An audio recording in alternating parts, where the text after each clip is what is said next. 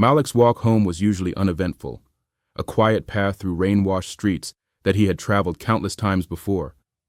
But tonight the air felt heavier, as though the storm carried stories it wanted to tell. Under a flickering lamp, he noticed her. A young woman, soaked through, arms wrapped tightly across her chest, standing still as if the world had pressed pause. She was not just wet from the rain. She looked undone, like she had been bracing herself for too long. He slowed his steps. His first thought was to keep moving, to leave her to her own night. Yet something about the way she avoided his eyes, the way her shoulders trembled, made him pause. She did not look lost in the way tourists do. She looked like someone who had run out of places where she was welcome. Malik felt a familiar ache. He knew that feeling, the kind that leaves you searching for a corner of the world that does not push you out. He kept his distance, careful not to close in. His voice was steady, quiet. This street can be hard after midnight. If you need warmth, there is a safe place ahead. He did not push, did not demand, just placed the words between them like an open door. Her reply was sharp. I don't need anyone's charity. The edge in her voice did not hide the fatigue beneath it. Malik only nodded, turning slightly as if to head on his way. There was no argument in him, no attempt to convince. He offered space, not pressure, and let her decide. For a moment, the only sound was the rain. Then, softly, he heard it. The rhythm of footsteps falling in behind him. At first cautious, then more certain, as if she realized leaving was harder than following. Malik did not look back. He did not need to. Sometimes trust begins in silence. At his home, he opened the door and gestured inside, still giving her the comfort of choice. He left a towel on the table, an old hoodie folded neatly, and a cup of tea steaming beside a note. The words were simple. Rest here. You are safe. Then he stepped away, giving her the dignity of privacy. She lingered over those small offerings. Nothing extravagant, no promises, no conditions, yet each item spoke of care she had long forgotten existed. Her fingers closed around the warm cup, and for the first time in days her breath came easier. Within these walls, with rain tapping against the window, she felt the fragile beginning of belonging. All of us know what it means when kindness finds us in unexpected places. If you believe even the smallest act of care can make a difference, show your support. Leave a like and tell us in the comments which city you are watching from. The house had never felt so fragile to Malik. The rain outside had softened, but the silence inside carried its own weight. He moved through the small rooms like someone guarding both a secret and a promise. In the living room, a stranger slept. On the other side of the wall, his daughter dreamed. Between them lay his responsibility, stretched thin but unbroken. Jada always found rest easily. She curled into her rainbow blanket, one hand searching for his shoulder as if it were her anchor. Malik felt the touch even in sleep, a reminder that her trust was constant. But tonight his mind did not quiet. He thought of the woman on his sofa, the one who had met kindness with resistance, the one who seemed to carry silence heavier than words. What story had brought her here? And what would it mean for the child who believed her father's word was enough to keep them safe? By dawn, he gave up on rest and slipped into the kitchen. His movements were careful, almost ritualistic. Bread in the toaster, eggs sizzling in the pan, coffee stirred slow. These were the rhythms that told Jada she was home. He clung to them like a shield. He expected the sofa to be empty by now, but when he walked past, she was still there, curled into the blanket he had left, as though she was afraid to let it go. Even in sleep, her shoulders tensed, her posture holding on to readiness like a soldier on guard. He set down a second cup of coffee. The gesture was quiet, but it was an invitation all the same. When Jada wandered into the room, hair tousled, toy in hand, the woman stirred. Their eyes met first across the fragile line between innocence and weariness. Jada broke it easily. Are you a princess? The question landed without hesitation, a child's logic cutting through caution. The woman blinked, unprepared. What? Jada's tone was solemn. Only special people get to stay here. Daddy said so. It was not reason or defense that shifted the air, but the faint smile that came to her face. A smile that seemed foreign even to her. Malik, holding a dish towel, noticed the moment. Something eased between them. "Morning," he said, offering her toast without formality. She accepted, quiet but no longer retreating. They sat together at the table. Jada filled the space with stories about her toys, about how she wanted to build castles out of blocks, about the giraffe that learned the alphabet overnight. The woman listened, and slowly her face softened, not because the stories mattered, but because someone trusted her to listen. Malik watched them from across the table, his silence not withdrawal, but permission for something ordinary to bloom. Then came the spill. Juice tipped across the table in a bright rush. The woman flinched hard, her body bracing for the anger she expected.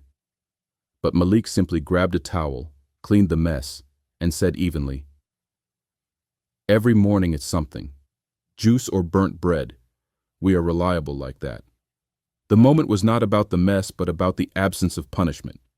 She stared, surprised by how normal it felt, how calm. Later, when she walked back into the living room, the sofa was neatly arranged. A new towel hung in the bathroom, folded with unexpected care. Small details, not wealth, told her what kind of home this was. From the kitchen came Jada's laughter, bright and unguarded, blending with the clatter of dishes. The sounds reached her like warmth, filling a hollow place she had carried for too long. For the first time, she imagined staying, not because she had nowhere else to go, but because she had stumbled into a rhythm that felt like family. The decision was not spoken out loud, but it was clear. She stayed. By morning, her presence had woven itself into the household in quiet ways. The sofa no longer looked borrowed, but carefully arranged, as if she wanted to prove she respected the space. The coffee cup had been rinsed and set aside, the blanket folded. These were small gestures, but Malik noticed them all. They told him she was not drifting through his home. She was trying, carefully, to belong. Yet belonging came with a cost.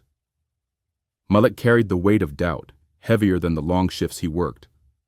A father learns to see danger in shadows, to measure risk in every unfamiliar gesture. He thought of Jada, so quick to trust, so ready to welcome.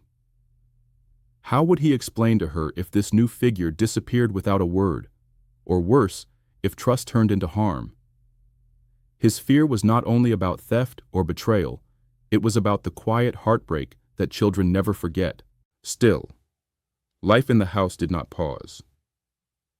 Jada tugged at the woman's hand as though she had always been part of their routine. Malik watched them from the corner of the room, studying every expression. He saw how the woman hesitated before sitting at the table, as if afraid she was intruding. He saw how her face softened when Jada offered her a toy, laughter bubbling up despite herself. Those moments pressed against his doubt, reshaping it into questions he could not easily answer. The true test came in the ordinary. Malik had to leave for work, as always, but leaving meant entrusting both his home and his daughter to someone who had only just crossed his threshold. He lingered longer than usual, keys heavy in his pocket. Finally, he wrote a simple note on the fridge. "I'll be home later. Jada knows the rules." It was not instruction, it was permission, a risk wrapped in trust. Evening returned with the scent of food he had not expected. He stepped through the doorway to find the woman at the counter, knife unsteady in her hand, vegetables cut unevenly. Jada sat beside her, giving directions as if she were the chef. Malik stood still, watching, realizing that the food itself did not matter. What mattered was the effort, the way the woman leaned into the rhythm of their small family. Without speeches or promises, she was placing herself inside their circle. Dinner that night felt different. The table was crowded with conversation, Jada's endless stories, bursts of laughter, even the stranger's quiet smile that slipped out when she forgot to guard it. Malik listened without adding much. His silence was not distance, but observation, an effort to memorize the fragile balance forming before him. Then Jada spoke the word that broke through the room. Helper. She declared it with pride, as though naming a role in a game. Malik saw the woman's shoulders tremble, her eyes lower quickly. Relief, not discomfort. She had been given a name she could accept. Later, as Malik tucked Jada into bed, the day's questions returned.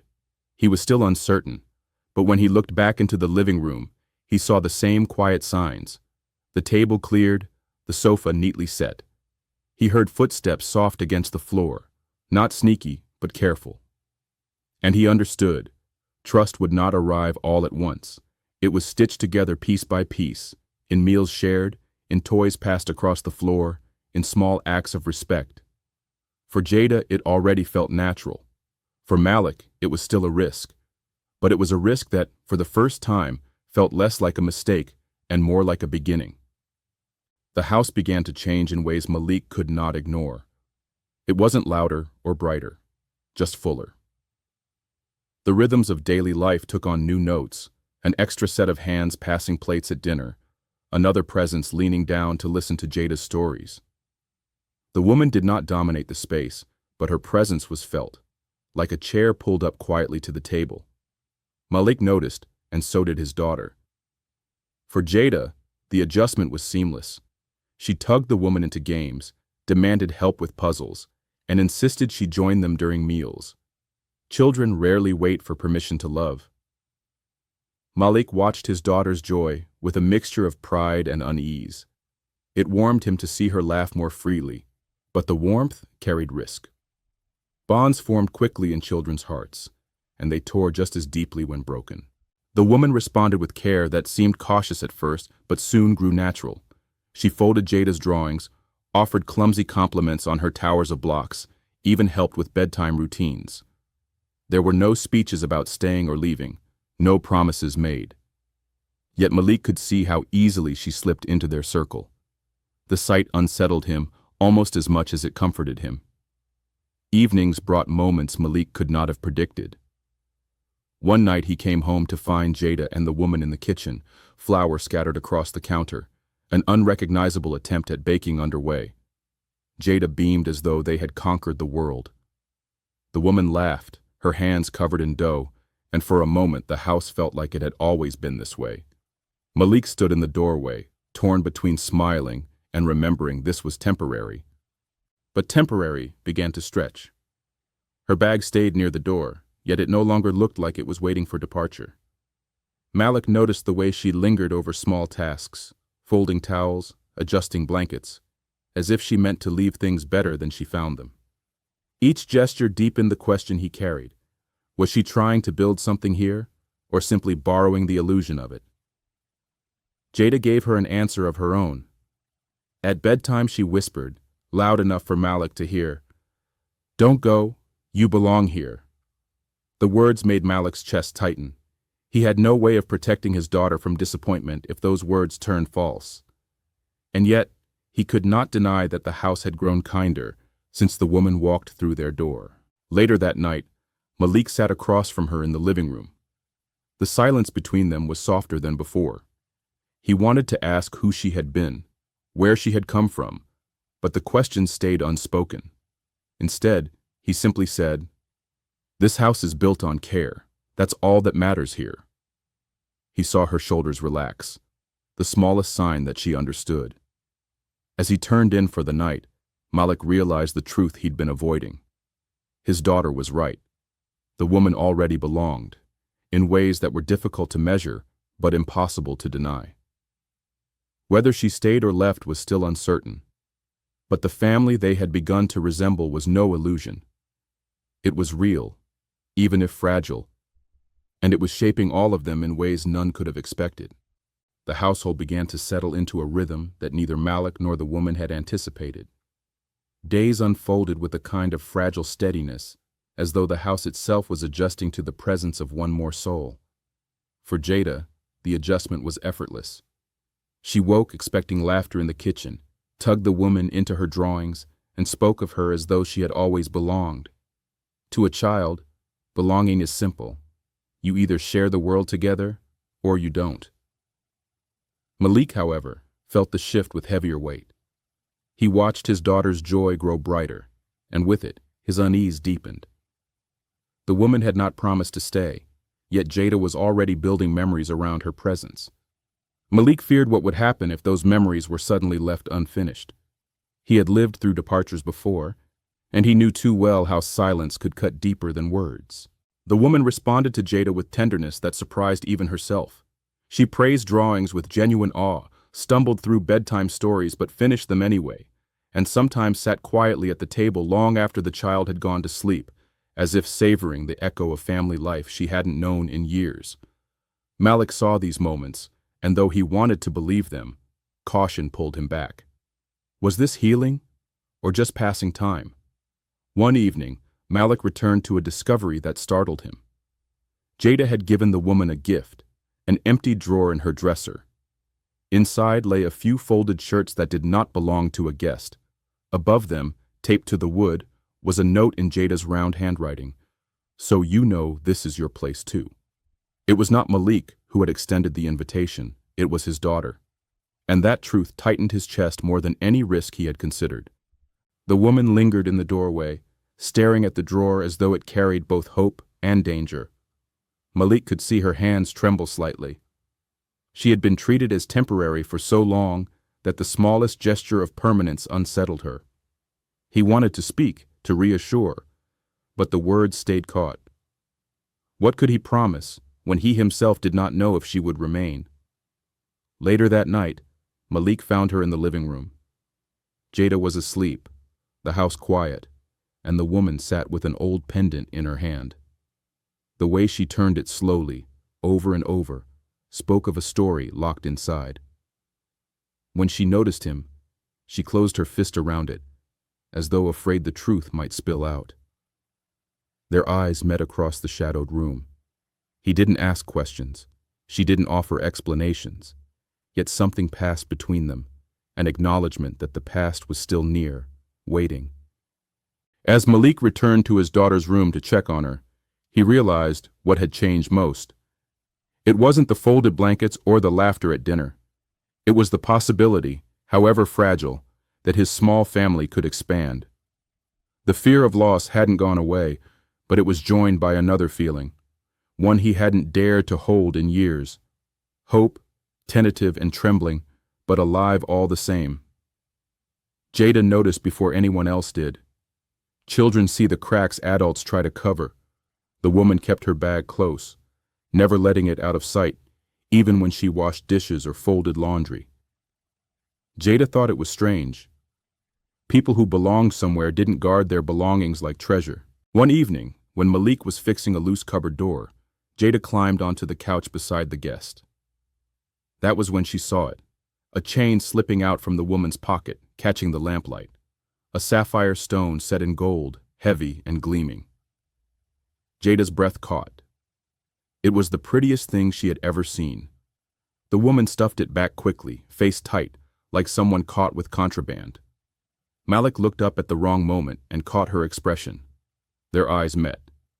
He didn't ask questions, but the silence in the room thickened until even Jada felt it. From that night on, the air inside the house changed. Malik's movements grew sharper, his glances longer. The woman grew quieter, folding herself into smaller spaces as if afraid of taking up too much room. Jada tried to fill the silence with chatter, stories from school, songs she half remembered, but the weight lingered. It was a week later, walking home from school, that Jada saw him. A man leaned casually against a lamppost, dressed too neatly for their neighborhood. His phone pointed toward them, snapping a photo before anyone spoke. The woman froze, the color draining from her face. The man's lips curved into a smile that felt colder than shouting. "Found you," he said. Malik reacted instantly. He placed a hand on Jada's shoulder, steering her behind him, while his other arm shielded the woman. The man didn't chase. He didn't need to. His presence was a message. She was no longer hidden. That night, Malik didn't sleep. Jada woke to the sound of footsteps pacing, the creak of floorboards, the faint scrape of the lock being checked again and again. When she peeked from her blanket, she saw the woman sitting rigid at the table, pendant clenched in her hand, as though deciding whether to throw it away or hold tighter. Morning brought no relief. Malik drove Jada to school himself, eyes scanning every street. On the way back, he slowed a block before their house. Together, he and the woman turned the corner on foot. That was when they saw it. A sleek black sedan idling in front of their home, windows dark, engine purring. The woman stopped first. Recognition passed over her face like a shadow. She didn't speak, didn't need to. Malik understood. The past hadn't stayed buried. It had pulled up to their door and waited, patient as a predator. Jada wasn't there to hear what they said next. But when her father picked her up that afternoon, his grip was tighter than usual. She pressed her small hand against his, trusting it to hold steady. Whatever storm was outside, she knew one thing: he would not let go. The sedan outside the house wasn't just a car. To Malik, it looked like an unwelcome verdict parked at the curb, humming steadily, as though the engine itself was waiting to speak. He held out his arm, stopping the woman behind him. She froze without protest. Even from here, she knew what it meant. The driver's door opened. A man stepped out. Tall, sharp suit, polished shoes, not a hair out of place. Everything about him looked deliberate, rehearsed. His eyes didn't scan the street. They found her instantly. "You didn't really think you could hide, did you?" he asked. His voice wasn't loud. It didn't need to be. Her hand rose, pressing the pendant hard into her chest, as if pain might keep her upright. Malik saw her trembling and stepped forward, placing himself firmly between them. "She isn't leaving," Malik said, his tone measured but immovable. The man tilted his head, amused. "You believe that gives you a choice? She is not yours to protect. She is an obligation, and obligations are collected, one way or another." "If you're owed something," Malik replied, his voice steady, "find the legal way to take it, but you will not walk through my door." The silence stretched. Only the low growl of the engine filled the air, like a second heartbeat. The man lifted his hand, revealing a heavy ring. Scratches carved into its surface caught the light. Dark stains lodged in the grooves. He turned it against his palm slowly, as though reminding them both what it had already done. "I'll let you enjoy your illusion of safety," he said finally. "For tonight." His gaze shifted to the woman. "But you know me. I don't stop. And when I return, I won't bother with words." He turned, unhurried, and slid back into the sedan. The car rolled away, quiet and patient, disappearing into the street as if it had only paused to mark its territory. The woman collapsed onto the front steps. Her breath came fast, each inhale shaking. "You don't understand," she whispered. "When he promises to come back, it means blood." Malik shut the door firmly behind them and checked the lock, then checked it again. His face carried no panic, only the hard clarity of someone who had seen storms approach before. "The hunt has started," he said. Not to her, not even to himself, just into the air, as if naming it gave shape to what they faced. Upstairs, Jada stirred in her sleep, unaware of the shadow now circling her world. Malik stood watch, eyes fixed on the door. He knew the truth. The next time would not be conversation. The next time would test everything: his house, his daughter, and the fragile bond that had only just begun to form. That night passed without incident, but no one in the house believed the quiet would last. The threat had been spoken aloud, and once words like those are given, they don't vanish. They wait. Jada, still too young to understand, clung to her father's hand the next morning, as if she sensed something shifting. The woman lingered at the window, the pendant hidden again but heavier than ever. And Malik? He carried himself like a man who had already made a decision. When the car returned, he would be ready, no matter the cost. Sometimes families are not built in peace, but in resistance. Sometimes the bond is tested first by fire. And now a question for you.